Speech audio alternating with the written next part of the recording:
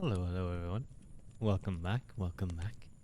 It's been a few days. I've been a very busy person. Maybe I need to speak in a little bit more to my microphone. I don't know if it sounds a little bit lower. I think it might be. But hello, Lancelot. Um yeah, I think I'm gonna have to up the gain on this one. I'm currently in a different place than I usually am. So I'm on a laptop, so some of my settings are kind of off.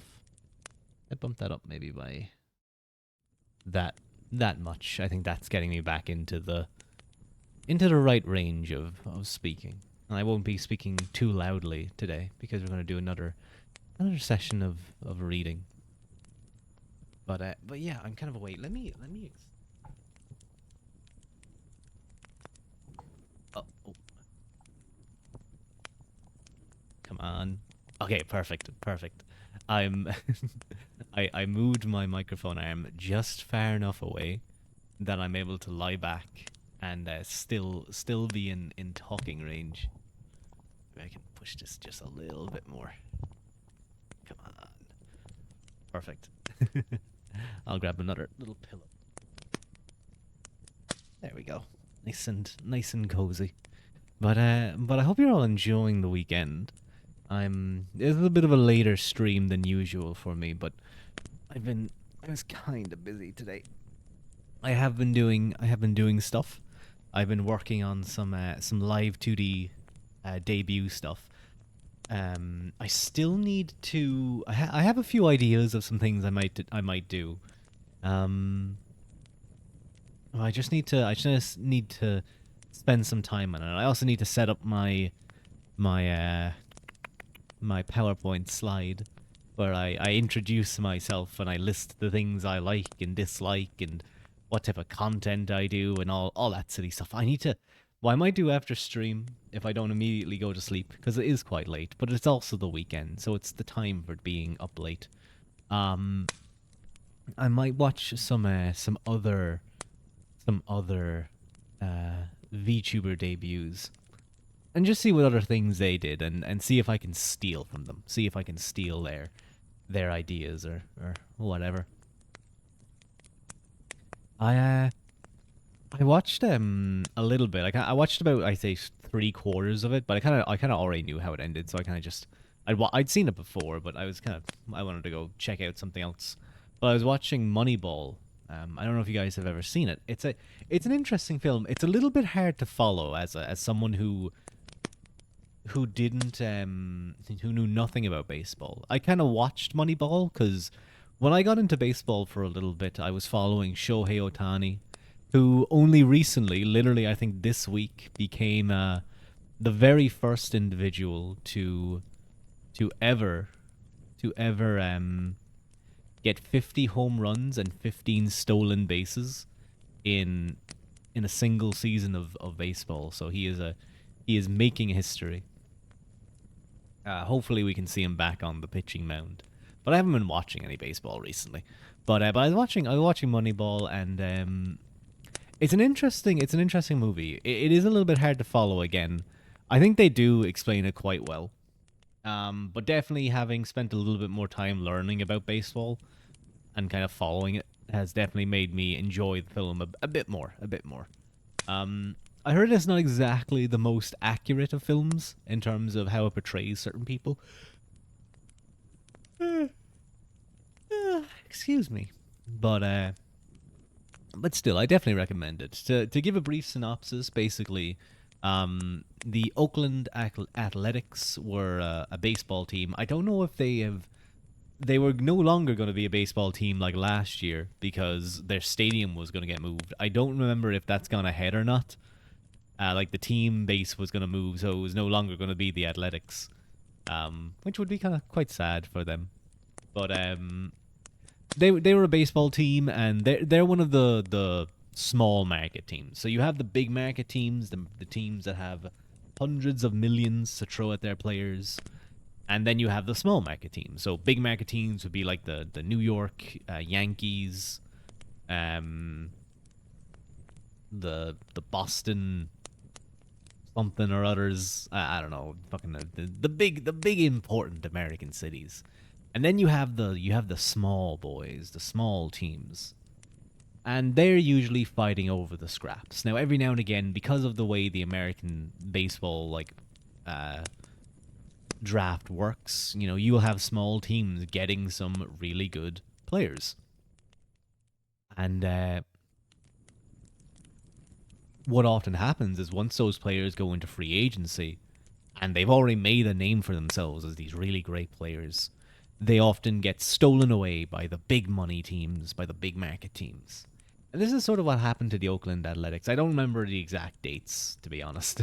But basically, they got their kind of two star players stolen away, or three, I think, star players stolen away from them, and they were by the Yankees, who they had just lost to in the playoffs, and it wasn't looking good. It wasn't looking good for them. They have to find a way to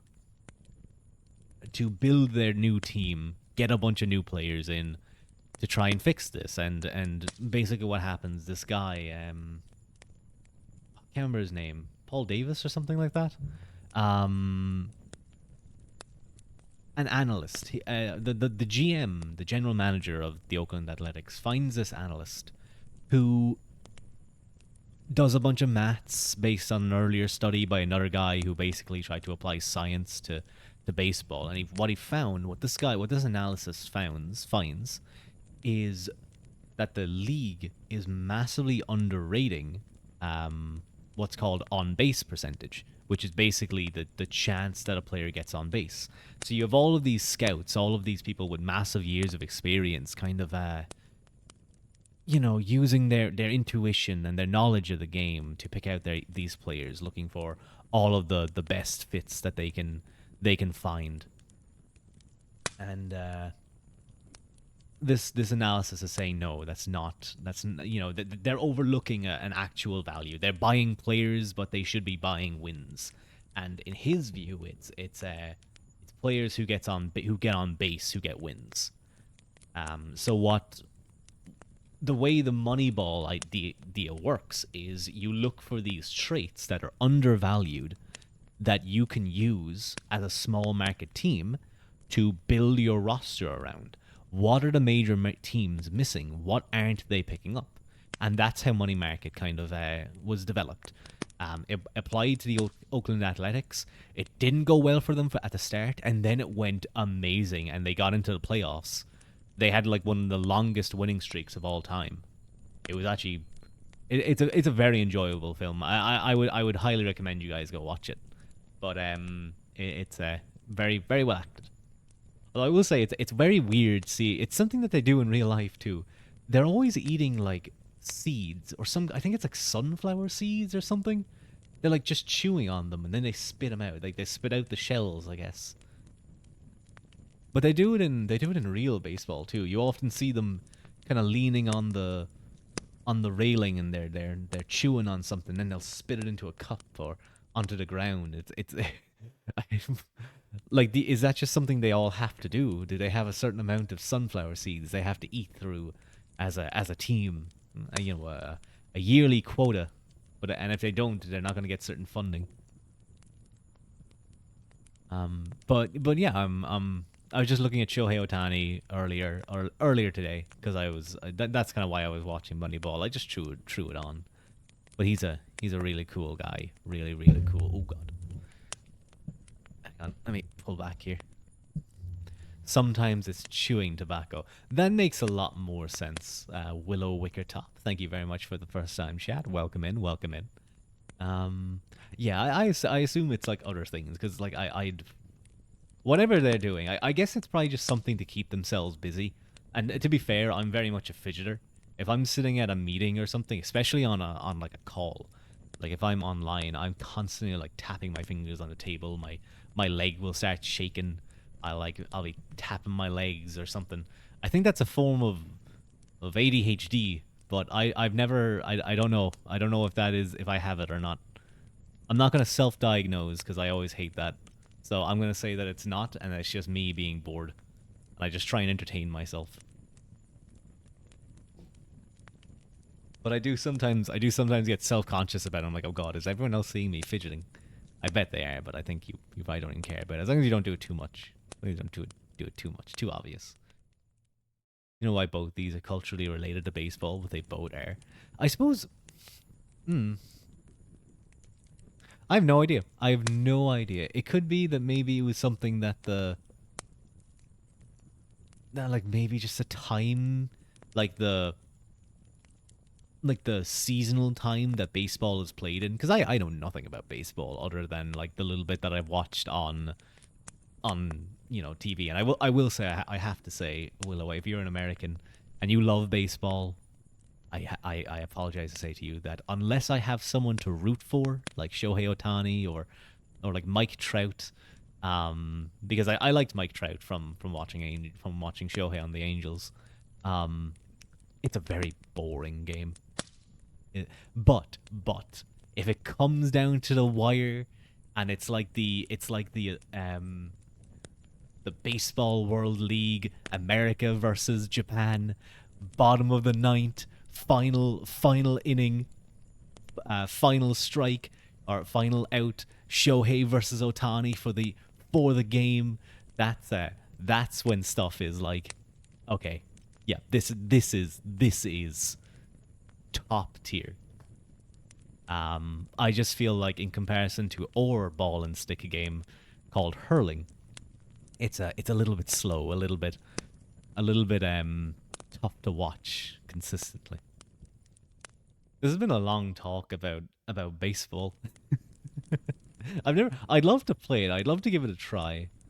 We have something called rounders, but it's sort of like it just is baseball, but not really. Like I think it's just something you play in school. You just kind of mess around, and it's something fun you do. I'm sure there's like a professional league for it or something, but it's one of those. It's definitely one of those like weird niche games. I feel like hurling's one of those weird niche games too, but whatever. But yeah, that was kind of how my Saturday's been. I've been watching that. I've been looking at some stuff, and I've been working on the PowerPoint debut stuff. So I in a week tomorrow, a week. Wait, no, what? A week tomorrow? That doesn't make any sense. No, it does make sense, but it's wrong because my it would be Saturday next week. Today next week, I will be debuting my live 2D. Oh, I'm so excited. I am so excited. But that's not for another while. So we're going to get back into our reading. Live 2D. Did you not see, Foxy? Did you not see? I do. I have a live 2D coming up. I have a live 2D. It's going to be revealed. Mm-hmm. Mm-hmm. Mm-hmm. It's gonna be. I have a tweet on my. I should really pin that tweet, shouldn't I? I should pin that tweet on my Twitter. That would probably be a good thing to do. Oopsies. Oh no, you're gonna have to scroll for a little bit. You're gonna have to scroll for a little bit, Foxy, down my Twitter past like all the images of Genzuki and other things. You've been sicky, so you haven't been on too much. Oh no. Oh, I hope you're feeling a little bit better, Foxy. Morning, Sun Albionus. It's not morning at all. It is the middle of the night. It's actually in 50 minutes it will be midnight. So you are lying to me. You are lying to my face, Mr. Albionus. But it's always a pleasure to have another reading streamer here. I hope both of you guys are doing well. But let me see if I can. No, this is a laptop. I don't have that screenshot on. This is just a laptop. Has very bare. It just has like my streaming stuff and like Steam. That's about it. But yeah, I'll probably retweet the silhouette announcement. You can find the silhouette announcement on Twitter. It's the laptop he shows his parents. Well, unfortunately, lore-wise, one is in the Sheed Mounds and the other is very much dead. Who knows? Maybe he's like Fionn McCool and he will arise on the sounding of the 3 times sounding of the Fiannan war horn. Probably not, though. But yeah, it's always good to have a secondary laptop to show people. But I have a PC, and I'm not rich enough to go get a whole new PC just to have a backup protection. Was that the one who died but was still holding his sword for like a week afterwards and nobody dared approach him? That was Cuchulainn. Cuchulainn was he is also probably he also likely has some myths about him still being alive and to rise again. But that was the one I was speaking about was Fionn Mahul of the Fianna. You found it, nice Foxy. I hope I hope it looks cool. I thought the purple looked kind of snazzy.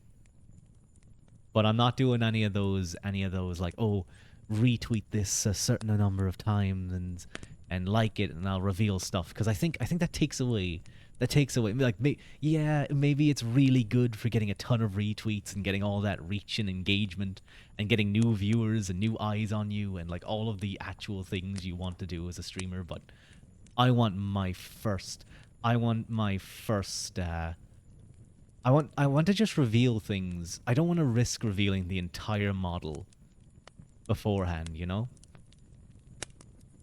I think for me I'm just like maybe I could do one where it's like maybe I'll reveal like the hands or something, or maybe I'll reveal like a certain few parts of it. Ah? Wait. Oh no, why did Foxy scream? The color palette maybe? Ooh, that's not a bad idea actually. That's not a bad idea. That could be kind of cool. That could be kind of cool. I'll think about it. I'll think about it. Because I do think I should probably have some kind of little follow-up thing. But for now, it's like, yeah, whatever. Um, I'm working on the PowerPoint stuff. I'm gonna try and do a little bit of production value at the very beginning. Um, with like a little bit of lore. Who doesn't like a little bit of lore? But I will try. Um, but son, Cuchulainn was the one who tied himself to a rock to stay standing, and the army didn't approach him until the Morrigan, or well, a crow or a raven, depending on which version, lands on his shoulder, and that is often a symbol of the Morrigan, the god of war. But speaking of Irish mythology and history, because well, our history is clearly intertwined with our mythology. Cuchulainn and Fionn McCool and Lou and all of them, they were absolutely 100% real. Absolutely. We're going to get back into our reading. And we're getting back in. I kind of stopped 3/4 of the way through a chapter last stream. I was feeling a little bit tired. Hi, Clever. Welcome in. I hope you're having a nice weekend. So we're going to get back into our reading. And we were reading all about the politics of this time period, about the introduction of the English into the Irish landscape, the various ways different lords and magistrates kind of played against each other, how the king tried to wield authority over Ireland, and at sometimes succeeding, at sometimes losing significant power to his more powerful magnates. The re-rise of the Celtic Gaels, of the Gaelicization of various groups. I'll have you know that a ship arrived with the descendants of Noah, and they totally defeated your gods, who are actually just demons tricking everyone. Checkmate. Wait a minute. Hang on, son. There's a. Are you there's like three sons of Noah who arrive and are descendants of Noah who arrive in Ireland. Like the five invasions of Ireland is a little bit tricky because the Tuatha Dé arrive. They take over from the Fomorians. You know the one with the ship battle. That might have been, yeah, because there was the black ships, the black sails of the Gael. That is described. But I don't know if the Gael, well, I imagine the Gael would probably be given some sort of connection to Noah. But I'm already part Gael, so I'm part of that conquering group. So it's fine. It's fine. Besides, it was agreed upon that the Tuatha should inhabit the Sheed Mounds. Then we looked at a little bit of provincial history, the various different groups and the rise of the Uabrain, the Crahur, the Mirkatuks. Well, sorry, Mirkatuk was a particular king, but various different groups of uh, of kings and provincial leaders that could never really gain a super strong foothold. But now we're going to look at Leinster, which Leinster is an interesting area because it is the area that the English effectively take over the most and establish as the Pale and where most of their significant influence is held. Because of its proximity to England and its wealthy coastal ports, Leinster was of great strategic importance during the Middle Ages. In the 12th century, the leading dynasty of Leinster was the Mac Marchada, a branch of the Chenaslaig in southern Leinster. Their rule was not always popular, and typically Dublin sought a degree of independence. In 1115, the people of Dublin allied with Donal Uabrian of Munster to fight Don Cad Mac Marchada. The King of Leinster died in the encounter and was later reported to have been buried with a dog in the centre of Dublin as an insult. Why would that be an insult?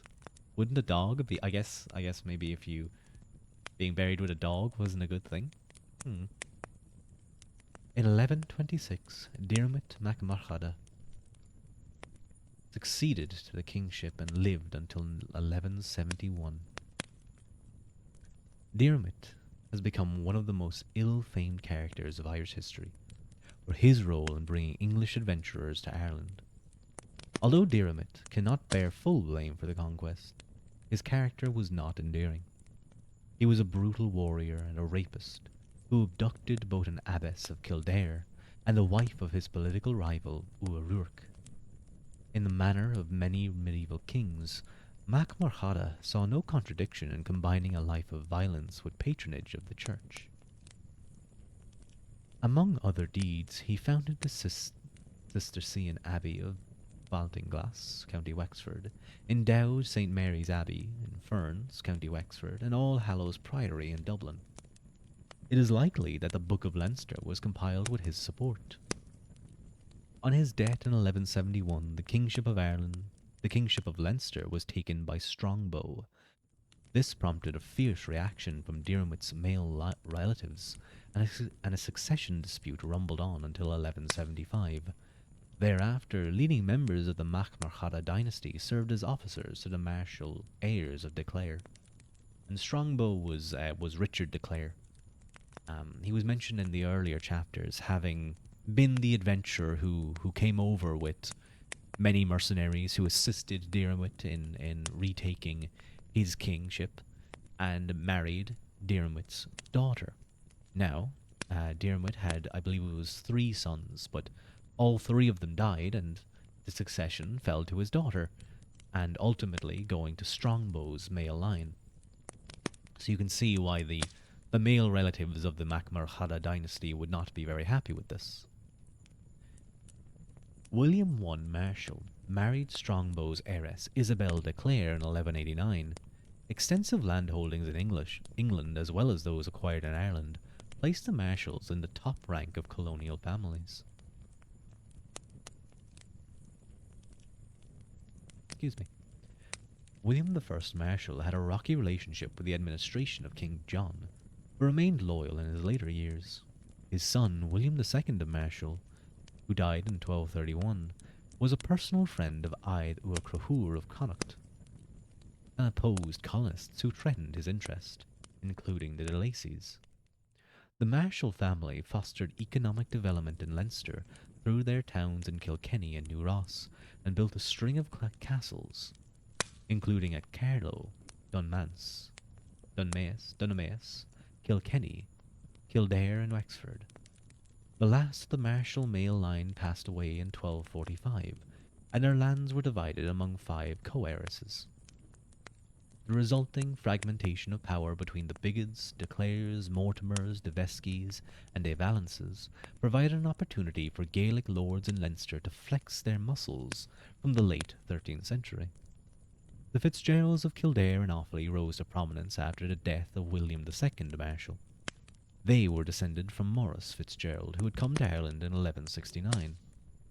The alliance of Maurice, second Baron of Offaly, with Richard de Burgh and Henry de Lacy led to the acquisition of lands in Connacht and Ulster. And remember, around this time, I believe the King of England and the High King of, sort of considered the High King of Ireland, but the provincial King of Connacht, had agreed to had agreed at the Treaty of Windsor to effectively share Ireland. The High King of Ireland, the provincial King of Connacht, would be subservient to the King of England, but they would be recognised as two separate kings. But the English, getting this sort of break from being harried by the Gaels, used this opportunity to build their own strength and eventually push into Connacht.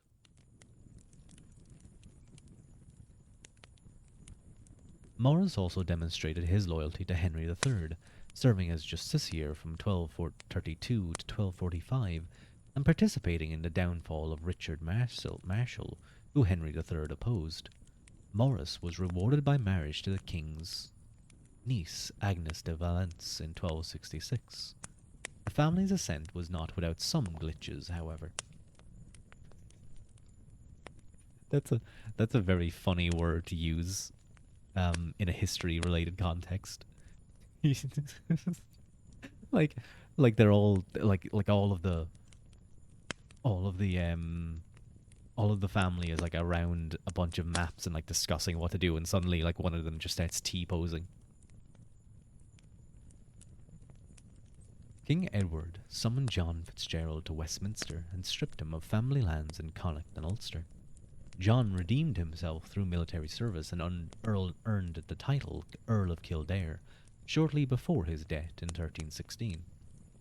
Although Leinster was the first region of Ireland to be brought under English control, Gaelic lords remained in the upland areas from where they could lead raids on English settlements, where it was profitable to do so. The late 13th and 14th centuries witnessed a revival of Gaelic lordship in Leinster.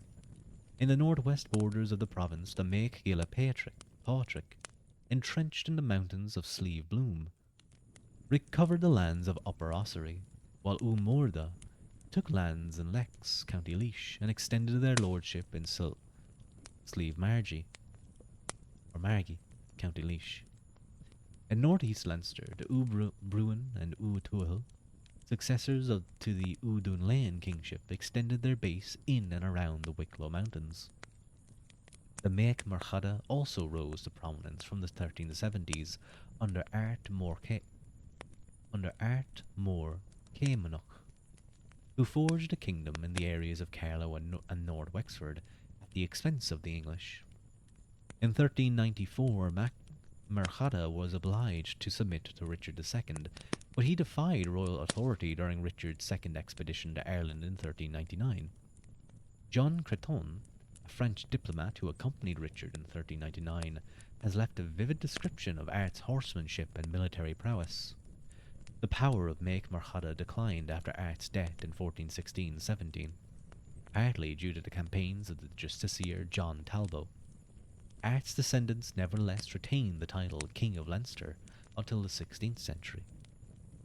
I think one of the interesting things reading about this period is many people, and there's a correct concept of the 800 years of oppression, where 800 years roughly. Well, yeah, because it was kind of in the middle of the 11th or the middle of the 12th century, I suppose, that they came in, but almost 900 now.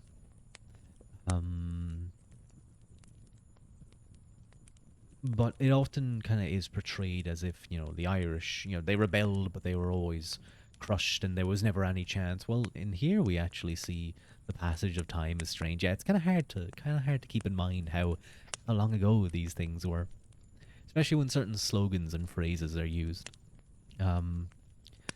We're so used to saying things happened X 2,000 years ago. Yeah, in a couple of decades, it will be 2,100 years ago. And some people will have to say, 2,300 years. What a strange the passage of time. But but it seems actually in reading about this stuff is that you can actually see that the Gaels, while at certain times, especially during the 12th and 13th century, early 13th century, were quite hard pressed. During the later 13th and 14th century, and even into the 15th, there seems to be a strong resurgence of them due to various reasons, such as the Hundred Years' War, the um, infighting among the Englishmen dying and their lands being divided between their daughters, as we saw with one family. So it wasn't a complete stomping from the very beginning. There was a lot of pushback and a lot of fighting. Really, I would say that, obviously England always had quite strong power to project into most of Ireland, all of Ireland. But really, the proper subjugation didn't begin fully. I would argue. Obviously, there was subjugation and oppression, and two tiered justice and law applied, as we've read about.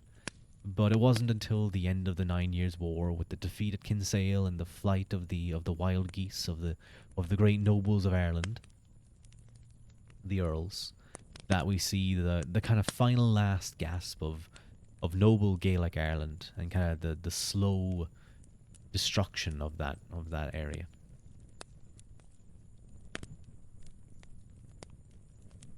In the early 15th century, the English of Leinster were embroiled in a bitter feud between Talbot and James Butler, the fourth Earl of Ormond, concerning the inheritance of the honour of Wexford. Ormond was supported by his father-in-law, the Earl of Kildare. As a result, Kildare was arrested in 1418 on the accusation of plotting against Talbot. The colonial infighting may have aided the rise of the Crahur of Offaly in northern Leinster. From the 1420s, in Calbach ua Crahur.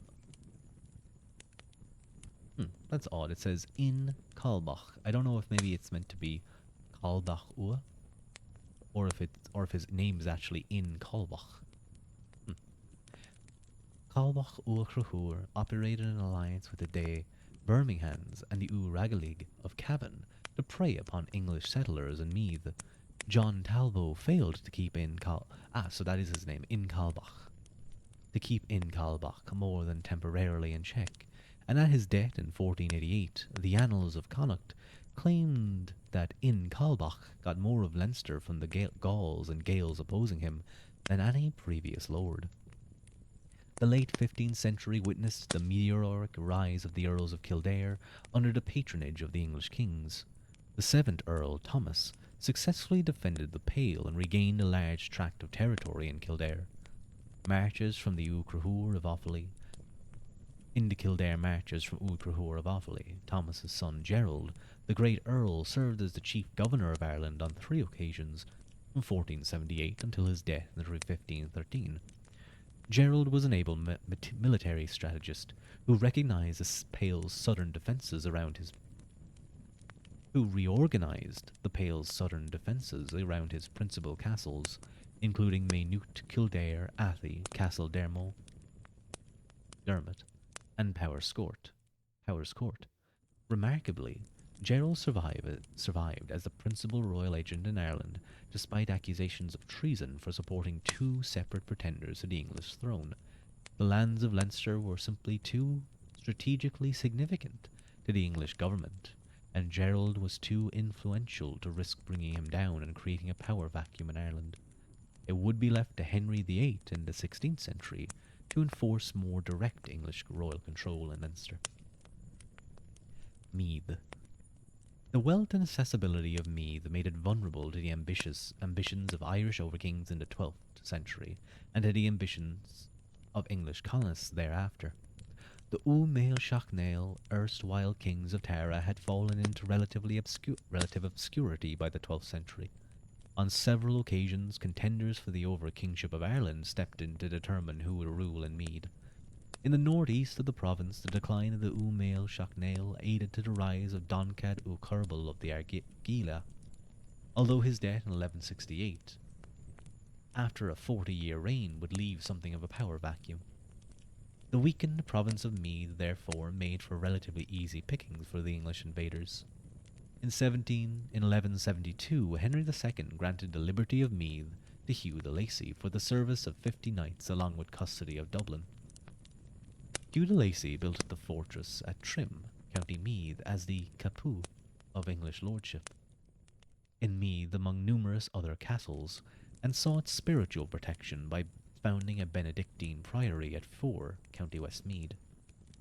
By 1178, Hugh had cultivated positive links with the Connacht Overkings, Connacht Overking Ruadh Uachruath. His ensuing marriage to Ruadh's daughter without the permission to Henry II called his loyalty into question. Hugh would later be accused of preventing Gaelic lords from paying tribute to the crown. Nevertheless, he was not generally popular among the Gaelic rulers, and he was assassinated in 1188 at the behest of the Gaelic king of Tetba. Hugh was succeeded by his son Walter, who was born from his first official marriage. Hugh's son William Gorm, born from his Uachruath bride, was judged illegitimate, although he would play an active role in the Irish affairs and alliances with his English half-brothers.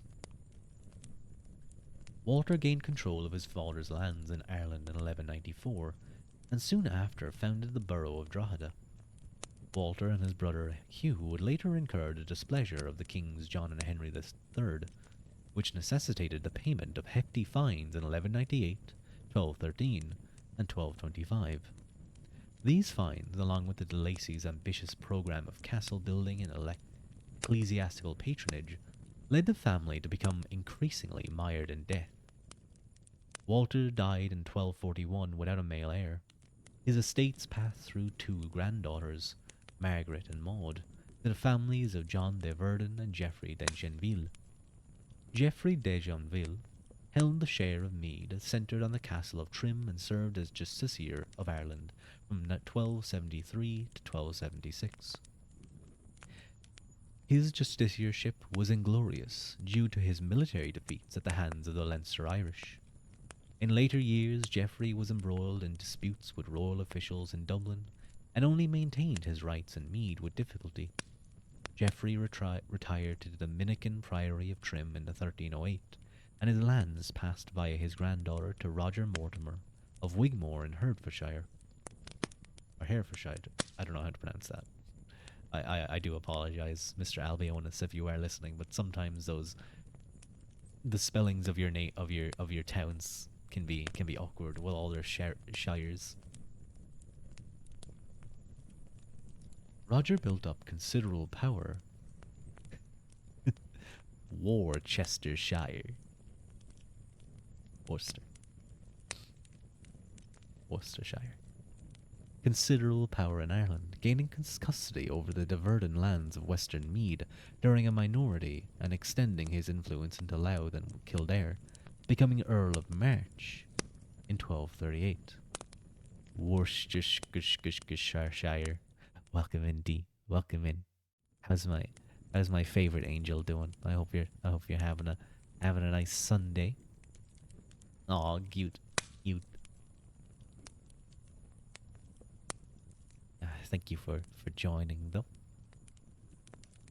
I streamed quite late today, so I'll likely be live for a little bit, so I can my reading can be background noise for you for a little while longer than usual. Nice EP Sunday. Nice one. Lovely.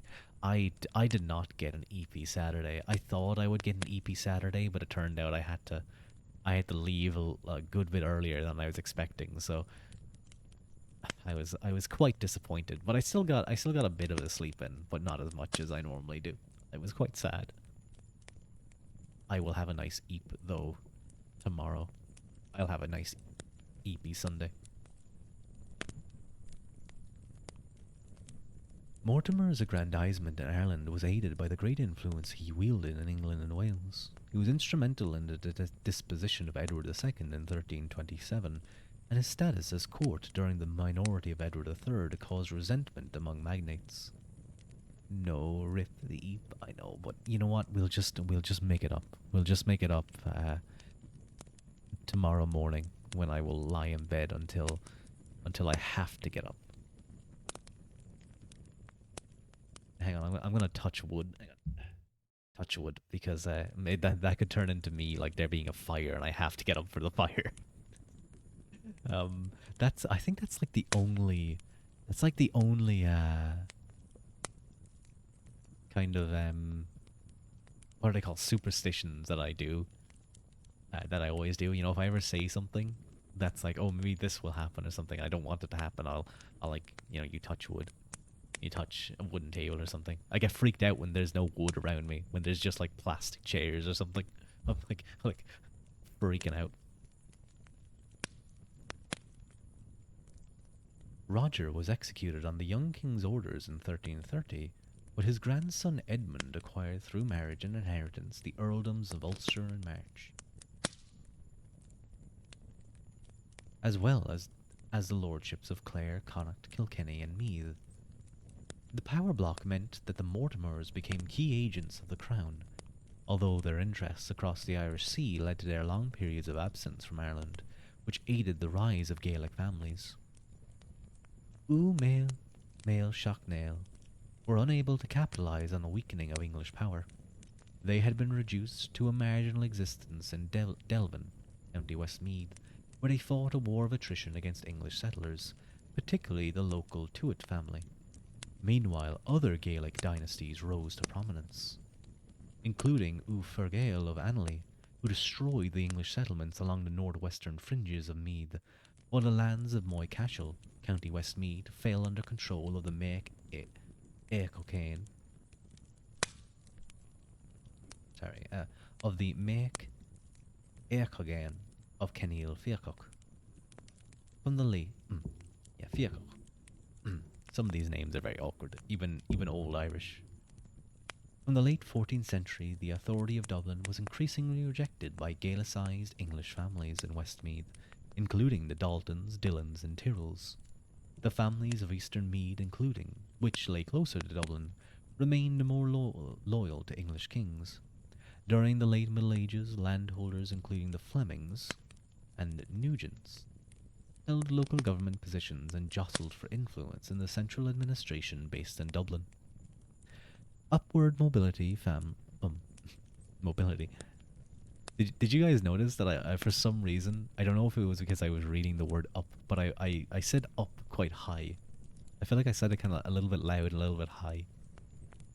It reminds me of I'm learning the baritone part of a barbershop song currently for singing. And it's kind of weird because for most of it, it's actually just one note. The baritone is just maintaining this one note as they're singing, and then he goes up for like two bits, like two, not bars, like two notes, and then drops right back down. So it's like da da da da da da da da da. No, sorry, it's like oh god, how does it go again? Away your trouble, let your joy be double while we bust a chord. So it's like it's like that. I can't be too loud, or maybe I can be. Hang on. Away your trouble, let your joy be double. It's weird as well because the slight jump up in note goes up in the half part of the half end of double. So it's like, away your trouble, let your joy be double while we. So like it jumps up for 2 seconds and then drops right back down. It's really messy, but it's fun. Obviously it sounds a lot better when there's three other singers, and it probably sounds a lot better when there's three actually good singers. But what we're going to try and do is we're going to try and record me doing each section of the song, and put it all together, and then I can show you guys my attempt at like half of a barbershop song, because we're only doing like the ending tag. a cover. I not really. I'd love to do a proper cover, but like it's taking so long to even do. We could only unfortunately find like the first part of the song, or sorry, the final part of the song. Um, I don't wanna sing too loudly because people might be enjoying the ASMR. Professor Bloom VTuber does Barbershop Quartet. If you've heard of him, I have heard of him. I I'd be very anxious to be like, hey, can you help me with this? Because then he'd be like, oh yeah, sure. I don't know what his level of expectations would be, and then he'd be like, oh this, I don't know if I can help with this one. This might be a little bit outside of my ability. But I seen him with the barbershop hat and the outfit, and I was like, oh, that's so cool. I'd love to do something with that. He's a music teacher by profession, so I'm sure he's familiar with beginners. Oh no, now he's not just good at music and understands it. He's like studied it. He understands it as a deep level. Oh no, oh no. Oh no. This I'll reach out to him. I'll reach out to him and ask him about it. I'd love to do it. Maybe he can help me. Maybe he can help me.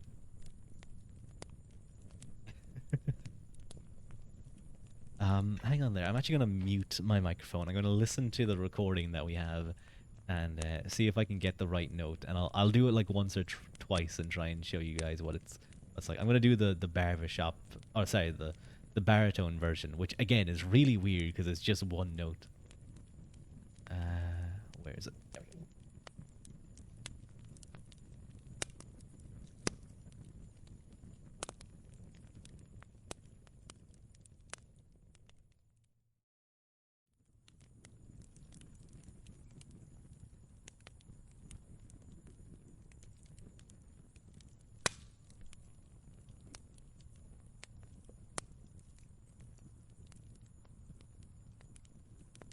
Yeah, I apologize. I'm gonna try it, but I kind of need to sit up, so because I do not have enough air lying down. I probably don't have enough air anyway. Apologize if you were just casually enjoying and being happy with the reading ASMR. We're gonna move over to the barbershop singing for a little bit, a little bit. Wait, how many pages do I have left of this? I still have a couple more. Maybe this is why I take so long to read through books on stream. So it's like the barbershop version, again, it's mostly just one note and it's so weird. I know we have good D's at singing as well. If you guys have never heard Dee sing, I heard her sing like once. And I was like, wait, what the fuck? You can do that? I was blown away. But it goes like, away your trouble, let your joy be double while we bust a chord tonight.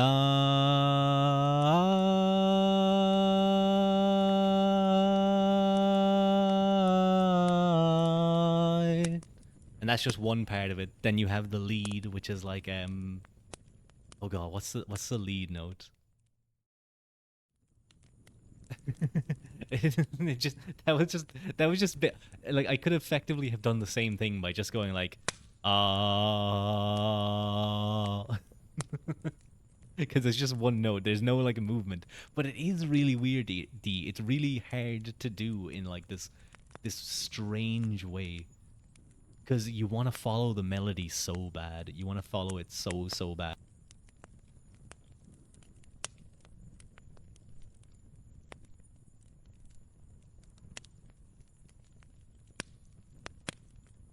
Do you guys want to hear the lead section, the lead part, or my best attempt at it? I don't even want to say best attempt because that will look even worse if I'm trying. Yeah, sticking to harmonies is hard, especially when I haven't even gotten to the whole harmony part yet. I haven't even been singing with myself. I guess I've been singing with them, the guys who sing it, but I imagine we'll be trying that later. I even remember my singing teacher being like, she was saying, oh yeah, and then when we get to singing with harmonies, and she had this like grin on her face, and she was like so happy to be doing it. I was like, oh no, it's gonna be difficult. Okay. Put away your trouble, let your joy be double while we bust a... Oh no, sorry, I have to start at the beginning. I started way too back. Oh no, that is the beginning. I'm thinking of the start of the actual song, which is like another 45 seconds or something. Put away your trouble, let your joy be double while we bust a chord tonight. No, I forget it because now I have the baritone version in my head. Hang on, I have to go listen to that one now. Oh my god, my brain is befuddled. This is why one person should only do one part.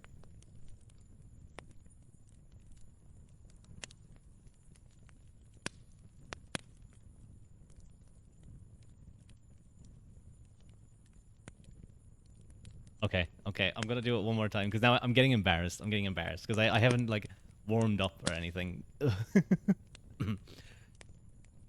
Put away your trouble, let your joy be double while we bust a chord tonight.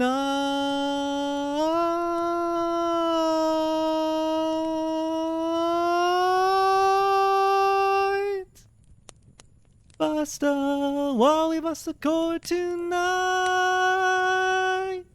And then it goes really high, and I can't hit that note. I cannot hit that note at all. If you can call that hitting notes and not just making noises.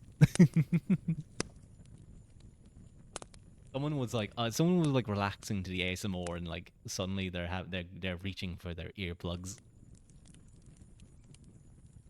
Oh, did you hear the story of how I got embarrassed at work? I don't know if you were there when I was telling that story, or if you were there, son. My my wireless headphones. I got up to go do something, and I stepped into the elevator, and I was waiting for it to go down. And my wireless headphones started getting a bit staticky, and I went, "Oh, wait a minute," because I usually listen to music while I'm at home, or while I'm working. I was like, "Uh-oh." I started praying to myself as I heard the voice going, "Bluetooth disconnected." I started praying to myself that the laptop would pause. It would stop. It wouldn't keep playing the music. So I went and did the thing. I went back up the elevator, and I walked into the office, and no one said anything. No one said anything, so it was all okay. And I was listening to this song by Johnny. Oh, I can't remember his name, but it's a very nice kind of smooth song from like the 50s, kind of like Fallout feel. It's like my sugar is so refined, she's one of them high class kinds. Not really Fallout, more like, yeah, I guess it's like kind of Fallout going into rock a little bit, but it's that type of kind of smooth crooner type music. Actually, no, that would be Fallout. That would be Fallout. Yeah. Sorry. I'm getting confused. That would be Fallout because it's done by the same guy who did songs like "You Gotta Accentuate the Positive Feeling. I ate the negative and latch on to the affirmative. Don't mess with Mr. In Between." Johnny Mercer. That's it. I'm pretty sure. But anyway, I walk into the office and no one says anything. The music isn't playing, so I kind of go like, okay, it's okay. I sit down and I go to reach towards my keyboard to start playing, and suddenly I hear behind me two voices pick up going, "My baby is so refined. Got one of them high class or so." They were singing along to the lyrics, and I just put my head on my hands, and like people started giggling, and someone says, "Yeah, that started playing big and loud," and I was like, "Oh no." I was like, I couldn't do anything for the next like 10 minutes. I was sitting at my desk just like it tensed up. They paused it for you. They did. I guess they didn't want to listen to it keep playing because it was like we don't have cubicles. We have big long desks where you can easily talk with people because it's very useful to be able to do with people. Do that. You can just lean over, or you have people sitting behind you, and you have people sitting right in front of you. But you do have a screen for the people in front of you, like to kind of separate desks. But so it wasn't like where's that coming from? It was that is Ru that is Rua's that is Rua's music. I'm just glad I wasn't listening to anything like worse. Imagine if I was listening to like some kind of Japanese VTuber music. How could I even explain that one? What if I was like watching a VTuber? No, I wouldn't watch that on a laptop, but I could do on my phone, but I'd have my phone with me. But I'd still listen to music. I'd get exposed. I'd get exposed on you. But yeah, that was a very painful couple of minutes. But anyway, I'm gonna get back to what this stream is meant to be. Once you told a girl you liked "Sexy Black" by Justin Timberlake, and she never let you live it down. Wait, isn't that I feel like I haven't seen that one in a long time. Sexy Black. Sexy black tops. No. Sexy mini dress for women. I think I'm okay. Thank you. Oh wait, no, do you mean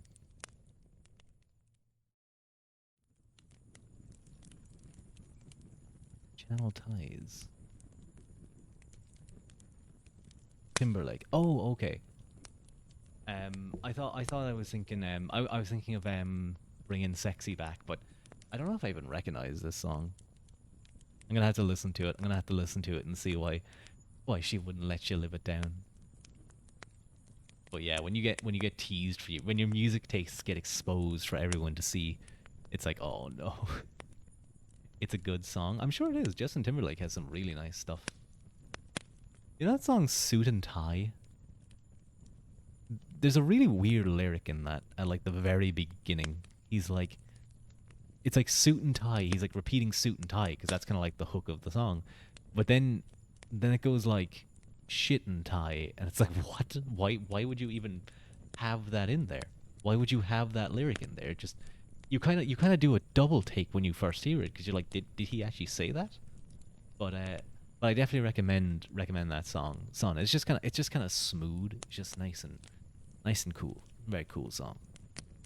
I might do it on stream one day, and say shit and die. Get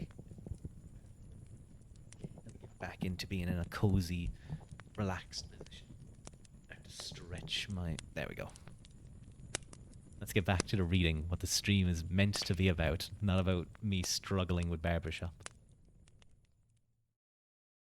Uh, where were we? I do not remember. Oh yeah, here we were. Uh, in in 1172, Henry II granted the liberty of Meath to Hugh de Lacy for the service of 50 knights. No, I think I read right past this area. Um, yeah, we were well past this. Hang on. Here we are. Here we are. Upwardly mobile families would be continually drawn to the fertile and accessible lands of eastern Meath through the later Middle Ages, and this helped keep the region under English royal control. In the 14th century, these families included the Darcys, Prestons, and Plunketts, who acquired land through marriage and purchase and held government positions on local and central significance of the 15th century and beyond. The wealth and status of these families are reflected in the construction of tower houses and the addition of perpendicular features to local churches in the 15th century. The wealth, density, and of English settlement and proximity to Dublin made Eastern Meath, or Meath, the most culturally and politically Anglicised area in Ireland in the later Middle Ages. There's a cover of Sweet Dreams by Your Themikes You Like, and halfway through the song, he replaces one of the chorus lyrics with Sweet Dreams are made of memes, and it's just part of your playlist.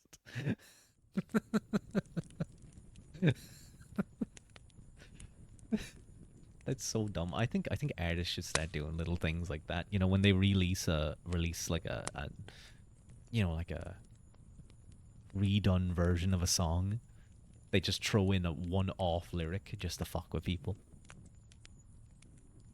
English institution. The institution and institutions introduced for colonial government in Ireland were based on English models. The headquarters of the Dublin administration sat in Dublin, making it the capital of the English colony. Colony. Colony. Given the difficulties of communication between England and Ireland, it became necessary from an early stage to have a royal representative in post in Dublin. Thus, a great deal of power was vested in the justiciar or chief governor, who exercised many royal prerogatives, including the right to summon Parliament and issue rights in the King's name. He presided over the Supreme Court in Ireland and was the commander-in-chief of the Royal Army during all campaigns. Given that the purpose of colonial expansion was power and profit, an exchequer was one of the first governmental institutions to be established. This was presided over by a treasurer and chamberlain, who kept a record of accounts and related business. In 1232, a chancery was created separate from the exchequer, with its own staff and record, and from 1250, extestors were regularly appointed to oversee the income of vacant bishoprics. I don't know how to pronounce some of these words, I apologise. The shiring of Ireland was a piecemeal endeavour, influenced by the boundaries of pre-existing Irish political units. County Dublin was forged in the late 12th century, and the process continued through much of Ireland into the 13th century. Large areas of the English lordship were organised into liberties where local lords were granted some immunity from royal jurisdiction, except taxation, representation in Parliament, great councils, and apart from Meath, the four legal pleas of arson, rape, forestalling, and treasure trove. By the Middle Ages, or by the middle of the 13th century, the Irish justiciary had a sedentary bench of common pleas sitting in Dublin, while shire courts and liberty courts provided justice in the localities. The law administered in all of these courts was the common law of England, access to which was denied to most of the Gaelic Irish. The justiciar was the highest court of appeal within the colony, and above him cases could still be referred to the English king. The justiciar was expected to take advice regarding the day-to-day management of the colony from tenants-in-chief of the crown and higher clergy, as well as salaried officials.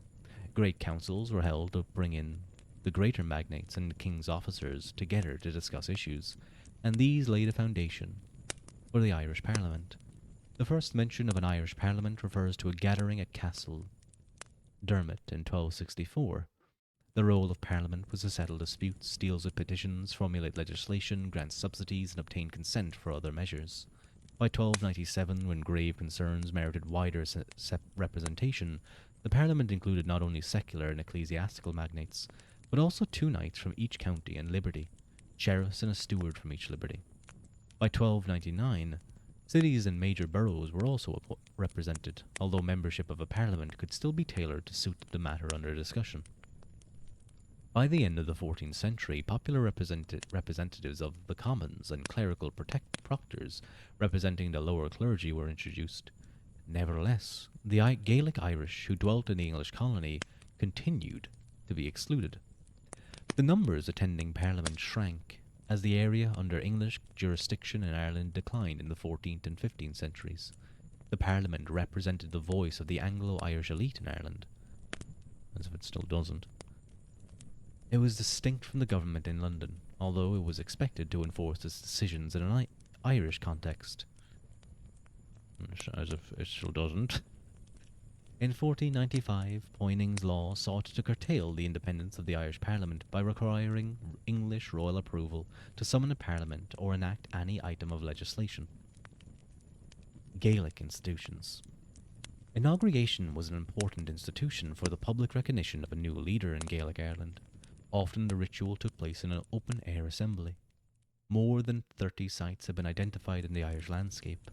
A variety of features including earthen mounds, inauguration stones, and sacred trees were associated with these sites.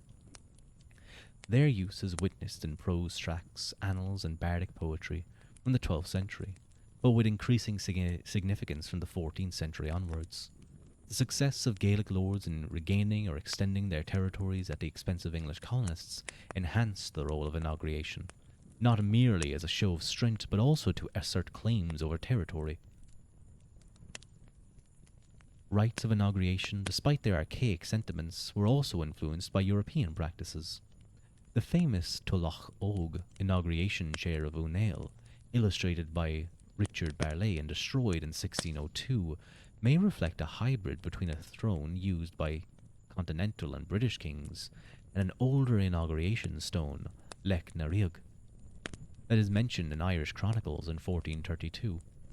Thus, in the rites of Irish kingship, as elsewhere, archaism and innovation were combined. In addition to inaugural assemblies, other public and private gatherings were an essential feature of lordship. Public assemblies, Onig, continued to be held, although the political significance of these gatherings declined and they were increasingly linked with festivals of the church. Gathering of the elite are also referred to, which might have had a legal role. The term Éireacht, later Oireachtas, referred to the meeting of the vassals of a Gaelic lord. And that's still a thing in Ireland today. The Oireachtas is basically the parliament, basically. These assemblies had a range of purposes, including settling disputes, raising taxes and proclamations. Councils comprising a restricted group of advisors who were also held. There was overlap in the purpose and nomenclature of consultative meetings. However, their display and exercise of leadership must also have been as significant as councils and parliaments were for English colonists. The members of a Lord's Council included a selection of close adherents and the officers of his own household. A lord was bound to his chief clients through a system of payments and stipends. Lands and gifts were also used to reward officials, including poets, judge, bodyguards, stewards, and messengers. In the course of the Middle Ages, a shift has been discerned from ceremonial and hereditary roles within the royal household of Gaelic kings to a body of trained professionals, including the posts of marshal and constable adopted from Anglo-Norman culture. There was also a greater military emphasis. Trained professional jurists or Bretons continued to be important figures in the retinue of Gaelic lords. Many English lords were also employed Bretons to adjudicate in cases among their Gaelic subjects. Famous legal dynasties, including the Mac Éadachan of Connacht and Ud Dorain of Leinster, ran their own law schools. The Gaelic legal system was based on inherited rules and principles, so that early law texts were preserved, copied, and glossed, enabling a degree of uniformity in legal training across Ireland despite high levels of political fragmentation. Laws were reinterpreted and adapted over time so that they included elements of English, Roman, and canon law by the 15th century. Serious crimes became less a matter of private arbitration as lords claimed shares of legal fines, and the death penalty was imposed more freely in cases that excited public censure. The role of poets as public officials continued in the later Middle Ages. More is known about their careers in the later Middle Ages when the authorship of poems was more frequently preserved. The poet was a professional publicist, eulogizer, and sometimes diplomat for important families and leaders. The transmission of oral memory and personal testimony was a significant aspect of maintaining agreements between powerful individuals, although written documentation increased in significance as the Middle Ages progressed. Gaelic land transactions were sometimes recorded in religious manuscripts such as the 12th century Noitite, written into the Book of Kells. From the 12th century, charters composed of European models came into use through the influence of church reform, and they became more widespread following the English invasion. The increased use of official documentation, primarily linked to the church, led to the greater Gaelic lords to have their own chancellors and secretaries, and to draw on the services of a favoured ecclesiastical institution. Written agreements could also be authenticated by notaries who served a secular and ecclesiastical role in Gaelic Ireland. By the end of the Middle Ages, many features of Gaelic lordship had been incorporated into the houses of greater English magnates. Similarly, English and continental practices influenced the governance of the Gaelic elite. This interchange reflected the close proximity of Gaelic and English cultures, as well as continental links through trade, war, and the church. In the decades prior to the English invasion of Ireland, power was increasingly centralised in the hands of Irish provincial overkings. However, any bids to establish a Gaelic monarchy were cut short by the invasion of Henry II of England. Despite the late 12th and 13th centuries, large areas of eastern and southern Ireland were colonised by the English. The incompleteness of piecemeal nature of this conquest would leave the island divided as Gaelic kings continued to rule beyond the borders of English power. As the English colony waned in the 14th century, Gaelic lords were able to increase their landholdings, and there was greater acculturation between the Gaelic Irish and the English colonists. During the 15th century, the English elite in Ireland developed loyalties and interests that might diverge from the Parliament in London. English royal government became focused in the regions of Dublin and Drogheda, and royal authority was increasingly devolved to the Anglo-Irish earls of Desmond, Ormond, and Kildare. Despite the growing authority of the Gaelic lords of the 15th century, their power remained fragmented at a regional level. The long-held notion of a Gaelic kingship of all Ireland, would remain a poetic aspiration, an unfilled aspiration, or an unfilled prophecy.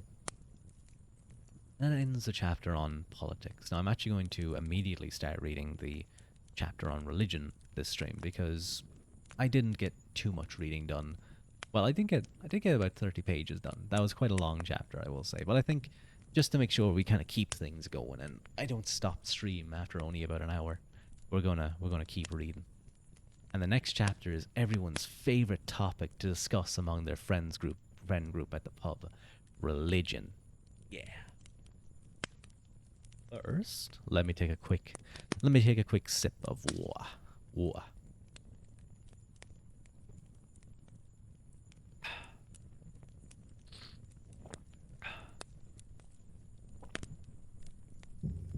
Reading's thirsty work.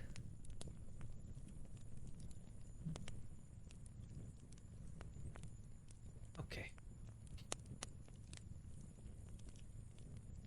Religion, 1100 AD to 1500 AD. Oh god, neck's a little bit stiff. In the memorable words of Richard Southern, when historians write of the church as if could be separated from secular history, they are simply repeating the mistake made by medieval ecclesiastical reformers, who were never more clearly captives of their own environment than when they spoke of their freedom from it.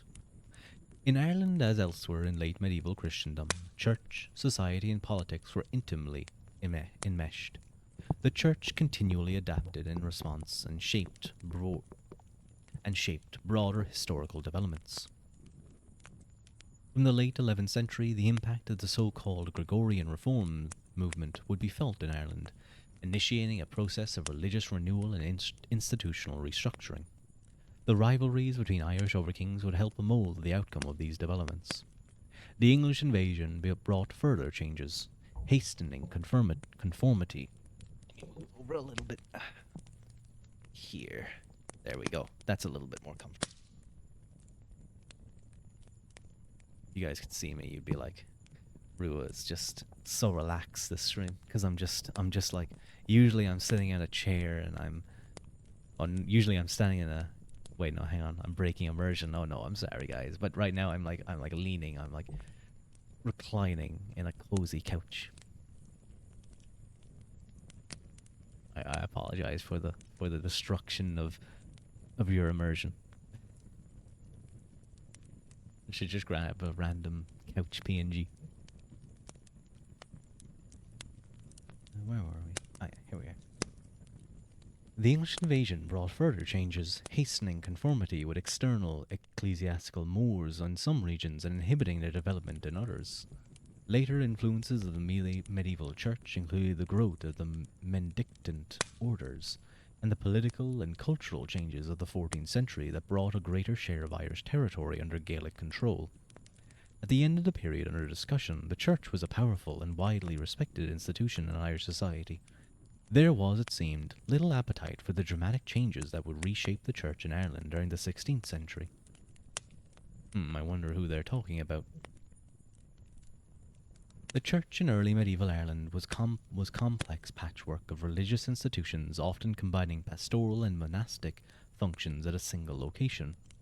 In the late 11th century, interest in the currents of contemporary church reform, the conquest of England by William the Conqueror, and the reluctance of towns that claimed a Scandinavian identity to be incorporated within Irish dioceses prompted links to develop between a number of Irish churches and the See of Canterbury. The Archbishops of Canterbury consecrated bishops of Dublin and Waterford in the late 11th century.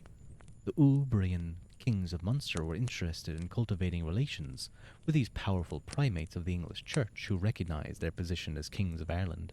However, in the early 12th century, the Irish Church developed its own self-contained episcopal hierarchy. Irish kings and leading churchmen worked together to create an island-wide diocesan system for the provision of pastoral care. At the same time, continental religious orders were given patronage to establish houses in Ireland. In 1101, Muirchertach Ua Briain, Over-King of Munster, granted the Rock of Cashel, capital of his Munster rivals, to the Church in perpetuity. And this the Rock of Cashel would have been the old seat of the Munster High Kings, or the Munster Provincial Kings, before the Brian Boru came on the scene. Well, Brian Boru's father of the Dalkeish was also quite successful, but originally the Eganocta would have held the Rock of Cashel.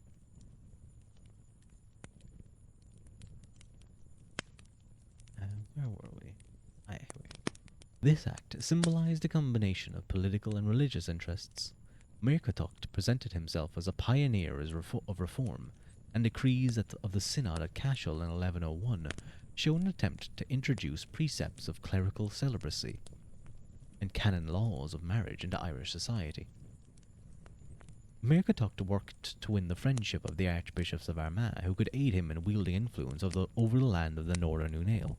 The primates would, however, remain sympathetic to Unail interests, under the guise of peacemaking.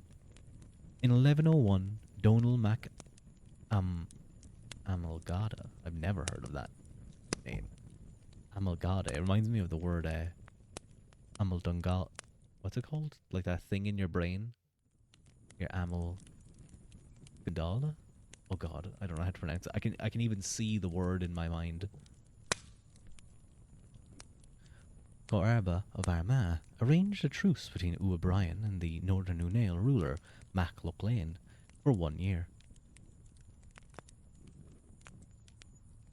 Amygdala, that's it. Amygdala. I couldn't think. It's very similar to that word. Soon after Caoch was consecrated, a new bishopric was created at Limerick under the auspices of Muirchertach Ua Brian. The burgeoning Hiberno Scandinavian town had become the Ua Brian ruler's primary residence. Muirchertach bypassed the earlier policy of allowing bishops of Hiberno Scandinavians sees to be consecrated in Canterbury. Instead, the new bishop, Giel Bertus, appears to have been consecrated in Ireland. Giel went on to make an important theoretical contribution to church reform in Ireland with his tract De Statu Ecclesiae, which laid down a pattern for the secular church hierarchy. He presided as papal legate over the Synod of Ruadh Brasil in 1111, where a diocesan structure of 26 sees was laid down, with 2 archdioceses at Armagh and Cashel. This significantly reduced the number of bishops active in Ireland, though the number was still large in comparison to many parts of Western Europe. The restructuring of the church was a major achievement, although politically biased towards Munster through the significance given to Cashel. As political circumstances changed, another synod was held in 1152 at Kells Mellifont. This meeting provided 2 further archdioceses at Dublin and Tuam, with primacy awarded to Armagh and an increase in the overall number of sees to 38. The proceedings at Kells Mellifont were sanctioned by the papal legate, Cardinal John Papero, and the arrangements effectively quelled English claims of ecclesiastical supremacy in Ireland. You have to remember the Archbishop of Canterbury was claiming that the Dublin and Waterford bishops should belong to him.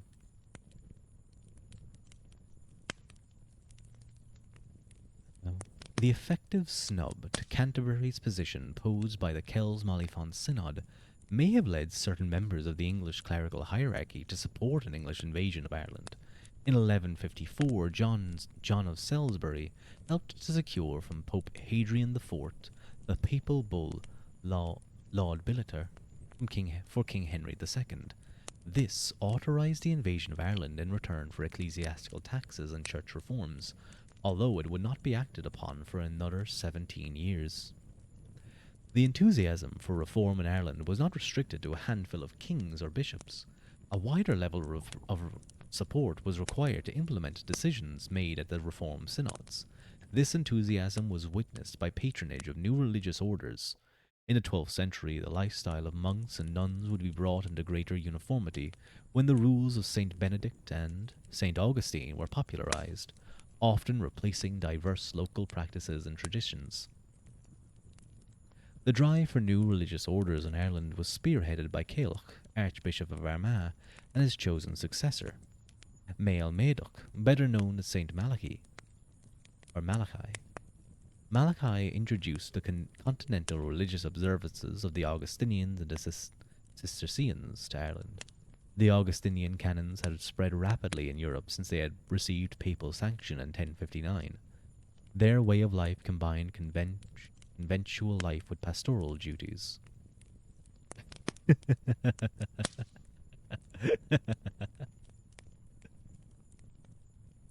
The Cistercians emerged at the very end of the 11th century as an order that advocated strict adherence to the rule of Saint Benedict. In 1139-40, Malachi travelled to Rome via France and stayed at the Cistercian house at Clairvaux. It was here that he learnt about the order and befriended Bernard of Clairvaux, one of the leading churchmen of 12th century Europe.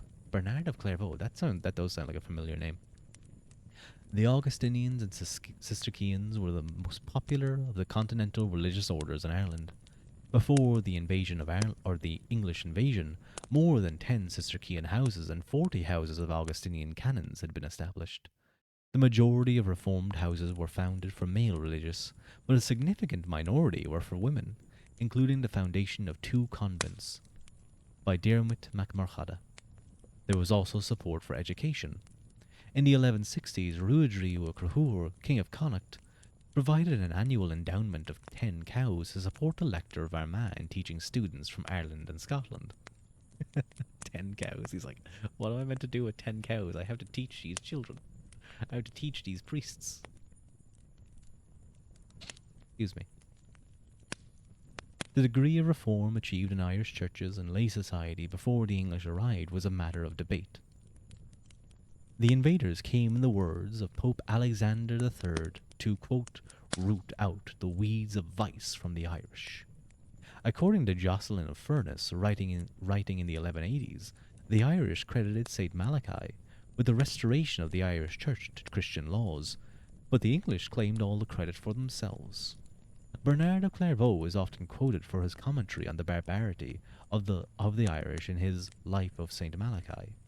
He denounced their reluctance to pay first fruits or tithes, their lack of confession and penance, unlawful marriages, and a lack of preaching and devotional music in churches, declaring themselves to be Christian in name, pagans in fact. However, the negative portrayal served to highlight his portrayal of Malachi's achievements in reviving Christian churches, or Christian customs, and rebuilding churches. Bernard of Clairvaux claimed that the Irish had changed, which before was not my people, now is my people. Excuse me. Nevertheless, such radical changes could not happen quickly. Some tenet of reform, such as the separation of ecclesiastical and lay interests, and the celibacy of priests, caused recurrent difficulties throughout Christendom. The non-conformity of the Irish to ecclesiastical marriage laws was, among other things, enthusiastically condemned by apologists for the English invasion. In 1172, a synod was held at Cashel under the auspices of the English king Henry II, where Irish bishops supported his reform agenda. A set of Latin decrees from the council was recorded by Gerald of Rales, who we learned in an earlier chapter was quite the anti-Irish person, which reiterated the concerns over tithes and marriage laws that had been voiced in earlier councils. Letter from Pope Alexander III endorsed the decisions made at Cashel and enjoined the Irish to be obedient to Henry II. The English conquerors were generous in their patronage of new religious orders. founding around 80 new priories, monasteries, and nunneries by 1230. However, this new elite, as did the old one, could take from the church with one hand and give with the other. William the First Marshal, who seized lands from Ferns Abbey, was the founder of two sister Cian abbeys in Ireland at Duisk and Tintern, as well as Cartmel Priory in England. So obviously looking to displace the Gaelic kind of church leaders and replace them with their own. Another noble who had an ambivalent relationship with the church was William de Burgh. He plundered the monasteries of Abbey Knockmoy, Clonfert, Mealach, and Clonmacnoise in 1202 to 04, but was the founder of the Augustinian House of Athassel. The orders favoured by the incoming elites were the Augustinians, the priory hospitals of the Frate Cruciferi, and the Knights Templar. The Benedictines and the Cistercians, who received significant amount of support from the colonists. The Benedictines and the Cistercians also received significant support. By 1230, it was been estimated at around 200 religious houses for men and around 40 nunneries in Ireland. The majority of these institutions had been founded under Gaelic patronage. The 12th century reforms brought Ireland an impressive number of religious houses in relation to its size, wealth, and population. The categorization of houses according to the ethnic identity of their founders obscures the fact that patronage of religious foundations did not need to be ethnically exclusive. For example, in the late 13th century, a Gaelic Irishman, William Ua Calaig, gave land in Meath to the canons of Llanthony Secunda, an English house with extensive estates in Ireland. In addition to diocesan and monastic reform, key organizational development of the 12th century was the formation of territorially defined parishes. The complex system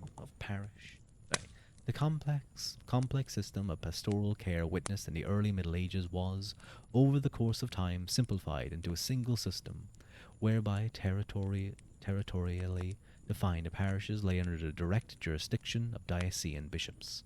It is not clear to what extent this process was enshrined before the English invasion, owing to the nature of the sources, but the settlers appear to have accelerated this development. It was convenient for English lords to have parishes coterminous with the units of lordship. These often preserved the boundaries of pre-existing secular territorial units. In Gaelic areas, customary loyalties to familial churches or mother churches and the distribution of church lands, or termon, may have slowed the process of change. Nevertheless, there is archaeological evidence of a marked expansion of church building in western parts of Ireland from the late 12th century. This may reflect parochial reorganization contemporary with developments in the English colony. The impact of the reform on the Gaelic Church. Institutional reforms based on the external models was not welcomed by all. By the 1150s and 1160s, Abbot Clairbatuk Ua Brochlain, leader of the Columban Familia based at Derry, sought to reform his churches. However, in 1203, the conversion of the Columban communities of Iona to Benedictine rule prompted a violent reaction from the abbots of Derry and Armagh and the bishops of Derry and Raphoe, who unsuccessfully attempted to oust the Benedictines. Some local bishops also refused to yield to their new archbishops with a reorganized diocesan system. These dioceses could be downgraded to rural deaneries as a result. Sometimes the changes were smoothed over through compromise or by facilitating less disruptive changes. Many ecclesiastical settlements were converted to the Augustinian rule. In doing so, churches could continue to perform parochial duties and observe the religious life. The Augustinians were less hierarchic and allowed more local autonomy than other new orders. The Augustinian rule also gave scope to local variations of lifestyle that could reflect former practices. A sense of continuity with the past is reflected in Augustinian houses through the cults of Irish saints that they often promoted. It has been noted at Clones, in County Monaghan, that church lands were divided between the new religious orders and incumbent Erna families. This hints that some churches witnessed a territorial divorce settlement between the members of the religious community who supported reform and those who opposed it. A few communities opted to remain as they were and survived into the later Middle Ages, including the Culdees of Armagh. In 1366, the Dublin Diocesan reform decrees refer to churches that neither observed the rules of Benedict nor Augustine, which might suggest the traditional forms of religious life continued in the southeast of Ireland, where English influence was strong. Other communities conformed to European norms at a fairly later stage. For example, the Church of Mayo only became a house of Augustinian canons in 1386. Within the new orders, some Gaelicization of customs may be observed. Attitudes towards women were one element that reflected this Gaelicization. Some houses took the form of double monasteries.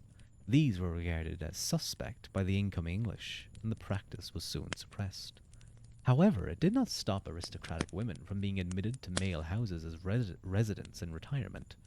In 1181, Gerald of Wales denounced the Cistercian Abbey of St. Mary's by Dublin for admitting a benefactress. He would probably have also disapproved of the retirement. Ooh, I better, hang on, 2 seconds.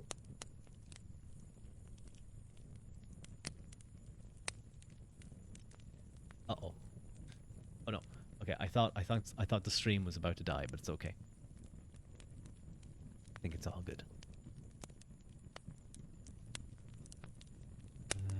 Where were we? Oh yes. He would also probably have also disapproved the retirement of Der Vogel, benefactress of Mellifont, who died in the monastery in 1193. Despite Gerald's censure, women of status were not kept out of male houses. In 1476, Ailbe, daughter of Ide mac Uther, retired to Lisgule, County Fermanagh, house of Augustinian canons, where she died 1 year later. In Irish society, church lands were often held as kinland by cadet branches of leading dynasties. These families often held positions within the church. The 12th century reforms meant that church lands were often alienated from kin groups, which might only remain on these lands as tenants subject to episcopal control. Hereditary coarbs and earnas continued to function in areas of Gaelic landholding, but their function and status varied. The reforms were not rapidly or uniformly applied.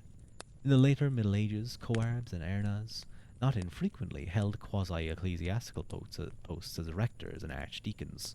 In these roles, they could continue their duties to provide hospitality and look after the physical possessions of the church.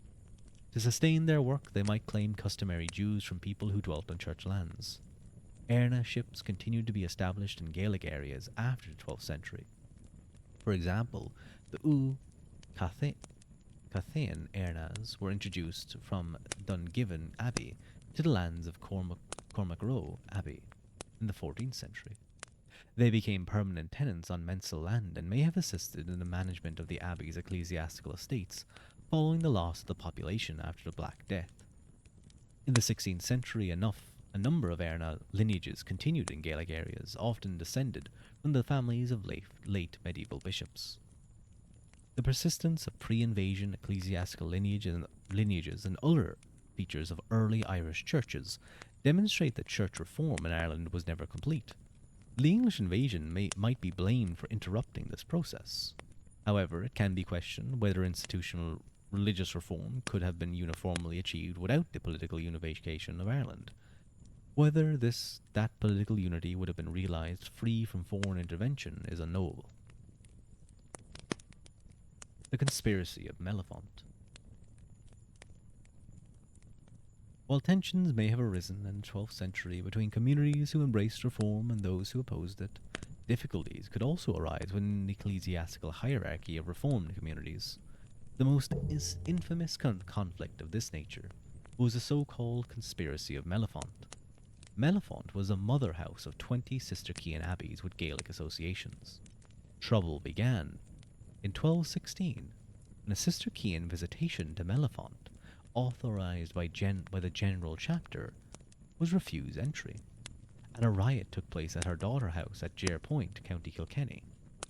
In 1217, the abbots of both houses were removed, and a further investigation of the Irish Cistercian monasteries was commissioned by the General Chapter of the Order. I'm guessing the general chapter is like the head chapter, probably from Rome. The breakdown in discipline at Mellifont happened in an area and time of political turmoil that was more about authority than ethnicity. The contemporary rebellion of Hugh II de Lacy against the English crown was opposed by William II the Marshal, Ide Ua Crahur, King of Connacht, and the Munster kings of Meac Cahig and Ua Brian. On his side, Hugh was supported by Ide Ua Nail of Teowen. It was not until 1227 that Hugh II de Lacy was fully restored to his lands in Ireland. The conditions were not conducive to disciplined or harmonious religious life. Excuse me. In 1226, two French abbots were sent to visit the Mellifont filiation in Ireland. Their visit faced resistance, rendering it ineffective and complete. The abbot of Oney, County Limerick, was deputed to finish the job, but he suffered persecution, including robbery and the murder of some servants. In 1227, the Cistercian order regarded the actions of the Mellifont filiation as a conspiracy against the order. A number of Mellifont's daughter houses were reassigned to English and Welsh monasteries, and an English abbot, Stephen of Lexington, was sent to restore the discipline. His letter book has survived, telling of his dangerous mission. Abbeys were reconciled with difficulty and sometimes with threats of force. A number of abbots were deposed, but their replacements were not always welcome. In 1228, the new abbot of Mellifont resigned, while that assigned to Fermoy in County Cork was murdered in 1230. Jesus, what was going on there, man? This sounds like a crazy event. In a bid to prevent further trouble, Stephen of Lexington had ordered that the further monks had to be conversant in French and Latin, perhaps reflecting difficulties in communication between the Cistercian central authorities and monks in Ireland. Excuse me. My nose is getting a little bit stuffy. Stephen also forbade the appointment of Irish abbots until, quote, they may in due time be more capable masters. This could indicate racism on Stephen's part, although some abbeys were exempted from the ruling. A group of Irish bishops appealed against Stephen and gained a sympathetic hearing from Gregory IX, who appointed them as visitors to the Irish Cistercian Abbey. Accusations of racial exclusion in monasteries would continue to be made from both a Gaelic Irish and Anglo-Irish perspective throughout the later Middle Ages. Mendicant orders. A new wave of religious foundations took place in Ireland from the 1220s with the arrival of mendicant preachers in Ireland. These new orders were characterized by their adherence to poverty, thereby living on charity and shunning the accumulation of property. They also combined public ministry with communal observance of the liturgical hours, and thus became popular among the laity. The four main Benedictine orders that emerged in the 13th century were the Dominicans, Franciscans, the Carmelites, and the Augustinian friars. All would find support from both English and Gaelic communities in Ireland. Initially, the Mendicants had an urban focus, and their earliest houses were in the most populous eastern and southern parts of the island. The first Dominican foundations in 1224 were in Dublin and Drogheda, soon to be followed by communities in Kilkenny, Waterford, Limerick, and Cork in the 1220s. In the following decade, Franciscan communities were established at Dublin, Athlone, and perhaps at Youghal. From these initial foundations, the friars spread west and with some vigour, so that there were 23 Dominican houses by 1291 and 32 Franciscan friaries in Ireland by 1336. Carmelites, Augustinian friars, and friars of the Sack came to Ireland in the last third of the 13th century. And despite worsening economic conditions, 28 friaries were founded between them by 1341. Compared to monastic orders, the mendicant houses were relatively cost-effective to endow, which may have been a factor in their popularity. Patronage of the friars transcended ethnic boundaries. At Athenry, the Dominican friary was founded by Melier de Birmingham in 1241, but much of the claustral complex was built through the largesse of Gaelic families, including the Prahur, Hedin, the Gaelig. Similarly, in Cork, the Dominican friary was founded in 1229 by Philip the Barry, but it was supported by Mac Carrig. Mixed ethnic communities were promoted as a matter of principle within the Franciscan order in Ireland. This ideal was espoused on occasion by the English government as a way to promote peace. However, in 1310 and 1366, attempts were made to exclude the Gaelic Irish from religious houses in English areas, although this policy was never observed, or was not observed. Gaelic friars were able to represent an influential minority in some Anglo-Irish houses, while in areas on the frontiers of English landholding, the balance of friars of different identities could be equitable, as revealed by the necrology of the Dominican houses at Hanrai dated 1394 to 1452. Despite the evidence of peaceful coexistence, tensions did erupt on numerous occasions among the friars and their patrons. In 1291, there is record of a violent confrontation between Irish and English friars at the Franciscan chapter in Cork, in a dispute over the rights of the Gaelic Brethren. Furthermore, the Franciscan Bishop of Kildare, Nicholas Cusack, complained to Edward I in a letter dated 1283 that the Gaelic Irish were often incited to violence by the Irish-speaking religious. Of various orders. These suspicions came to a head during the years of the Bruce invasion, when Edward II asked the justiciar to consider removing Irish friars out of the area of English jurisdiction. In the Remonstrance of the Princes, sent to the Pope in 1317, an Anglo-Irish Franciscan was singled out for promoting the heresy that it was not sinful to kill a Gaelic Irishman. For his part, Edward II complained to the Pope about Gaelic friars who preached against him. As a result, legislation issued at the Franciscan Provincial Chapter in Dublin 1324 ordered that the most distrusted Gaelic friars should be moved from 8 convents to other houses. The fiscal prejudice of the English government was revealed in 1327, when the annual royal alms granted to Athlone Friary was transferred to Cashel, as no English friars remained at Athlone. The house was, however, restored to favour in 1354. From the late 14th century, the political focus of the friars shifted towards Gaelic areas. This was in part owing to the consequences of the Black Death, but also reflected a more general shift of political control in Ireland into Gaelic hands. Given their frequent activities and contacts made outside the cloister, the Benedict orders could be badly affected by the Black Death of the mid-14th century and recurrent episodes of plague that followed. One of the expedients adopted that reflected a crisis of personnel was the Augustinian friars were permitted to appoint local friars without knowledge of Latin. The difficulties of procuring food and the ministry in the wake of the plague are reflected in the right granted by the English crown to friars of Ennis to preach and beg in English districts in 1375. Nevertheless, despite these straitened conditions, a handful of new friaries continued to be founded in the 1350s. Or a quick drink.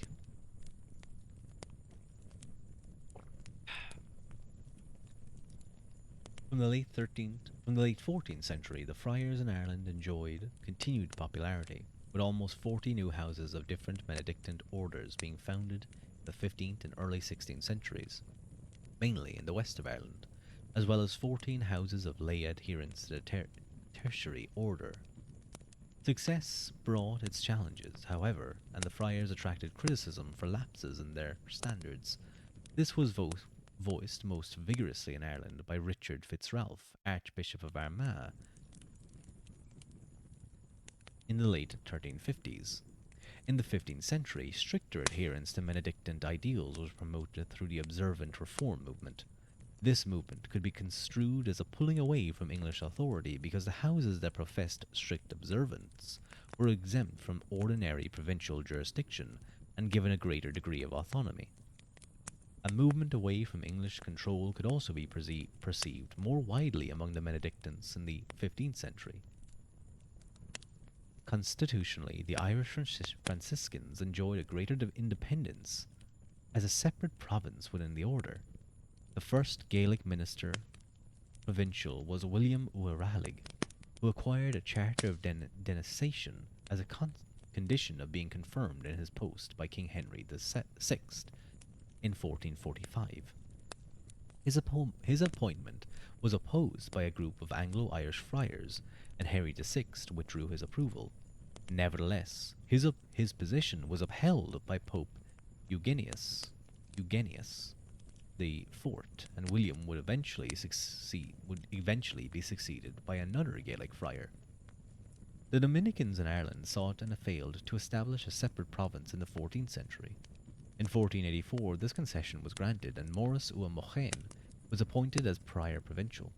However, in 1491, the English Dominicans secured a reduction of the Irish province to its former subordinate status. During the 15th century, the observant movement and growing constitutional independence of the friars promoted closer ties to the continental houses and the papacy. These links proved to be significant during the Reformation of the 16th century.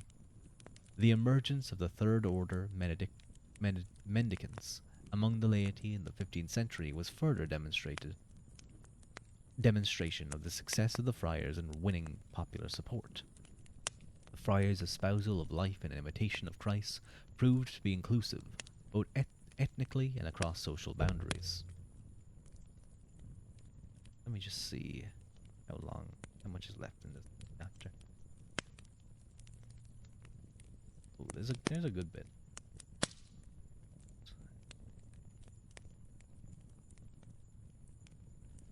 Yeah, I might leave the reading there because it is a little bit late. Maybe do another 20 minutes.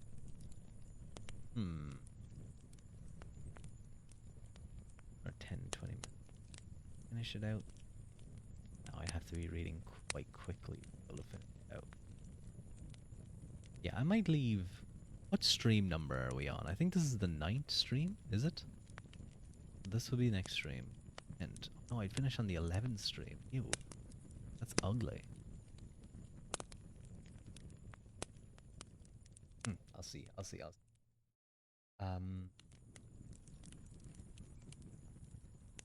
Take a quick sip because I think my throat's just getting kind of tired.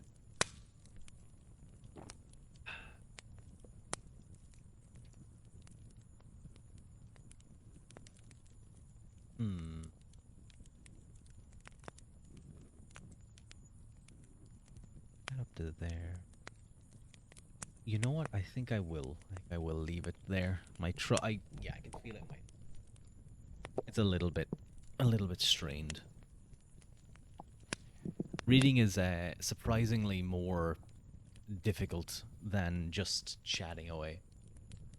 Right, because it's continuous and you don't really get a chance to rest your voice. But what I will do is I'll take a quick stretch because I need to. Ugh. Ooh, that was. I don't know if you guys heard those cracks. I needed that stretch. But I'm gonna get off. I'm gonna have a cup of tea, maybe, or maybe some popcorn or something. Chill out. And work a little bit more on the PowerPoint idea I have prepared for my live 2D model. But thank you to those who joined me and who chatted with me and who are listening and enjoying. I will see you guys next time. We're almost at the end of this book. A lot of reading, or it's a big enough book. So good fun. Thank you, son. Thank you for joining as always. I know I kind of stopped halfway through the chapter. I think that last chapter, the politics one, because that was like 40 pages, it kind of threw off the 30 pages per chapter issue, and it's kind of thrown things a bit. But the next book I'm probably going to read, that's all about Scipio Africanus, is shorter, and the text is the text is way bigger. It's almost as large as like a kid's book. So I'll be flying through that, no doubt. I could probably read it in like two or three streams. It's okay. Sometimes you start a book in the middle and finish it still in the middle. Mm, mm. I know sometimes I've done that a few times as well. I've read as I'm reading a book, I'll just do a stream where I read the chapter, or I just read from wherever I am and wherever I stop. And it can be a good way to kind of be like, hey, here's what I'm reading currently, kind of just like personal. Other times, then it can be a lot more interesting, especially if it's like to do with Irish history, because that's more directly, personal, or not personal, but like I think it's interesting to learn about where I'm from for anyone who's watching. But yeah, I hope you guys enjoyed, and if you're listening to this, maybe just in the background as you do some work, I hope you enjoyed as well. Go to Mila Mahagat and Slong Foil, and I will see you guys next time.